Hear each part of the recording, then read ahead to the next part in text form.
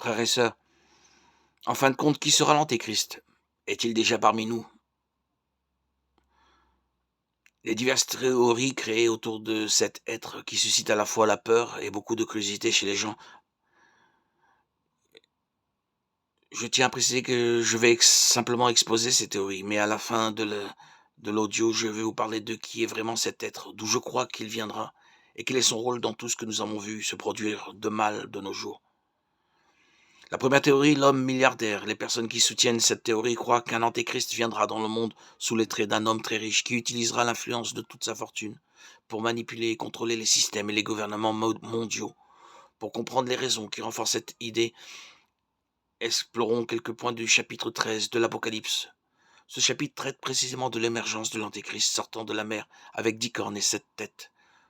Ce symbole, les cornes et les têtes, ont été interprétés depuis l'Antiquité comme représentant différentes nations ou structures de pouvoir.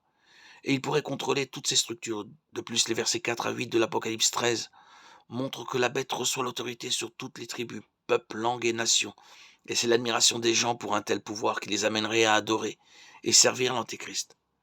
Cette théorie suggère que l'Antéchrist aurait tellement d'argent qu'il pourrait changer l'opinion des gens, contrôler les médias et même manipuler les leaders religieux et politiques. C'est précisément toutes ces influences et ce pouvoir économique qui permettrait à la deuxième bête, le faux prophète, d'obliger toutes les personnes à recevoir une marque sans laquelle elles ne pourraient ni acheter ni vendre, autrement dit, en occupant une position clé dans l'économie internationale et en influençant les politiques mondiales.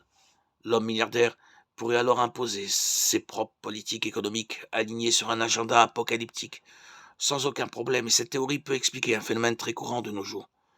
Lorsqu'une personne parvient à accumuler une fortune très importante, et devient une figure médiatique et exerce une certaine influence sur la société. Quelques exemples de cela sont des personnes comme Mark Zuckerberg, propriétaire de Facebook, Instagram et WhatsApp, et aussi Elon Musk, propriétaire de Tesla, SpaceX, et bien d'autres. Il y a aussi Donald Trump, ancien président des États-Unis et un puissant milliardaire. Il y a également des exemples tels que Bill Gates, fondateur de Microsoft, et Jeff Bezos d'Amazon. Et savez-vous ce que ces hommes ont en commun? Ce sont des milliardaires réussis, puissants et influents dans le monde entier. Et tous ont été accusés à un moment donné d'être derrière des plans apocalyptiques présumés, tels que l'implantation de puces dans les gens, l'utilisation de leurs plateformes de médias sociaux pour contrôler et manipuler les masses, les liens avec l'élite mondialiste, la franc-maçonnerie et même le satanisme, montrant qu'ils aspirent à dominer le monde à travers leur entreprise et leurs projets spatiaux. Et ce ne sont que quelques exemples de milliardaires qui ont été accusés d'être l'antéchrist.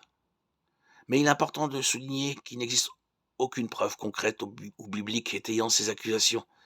Elles reposent sur des interprétations personnelles ou déformées des prophéties de l'Apocalypse.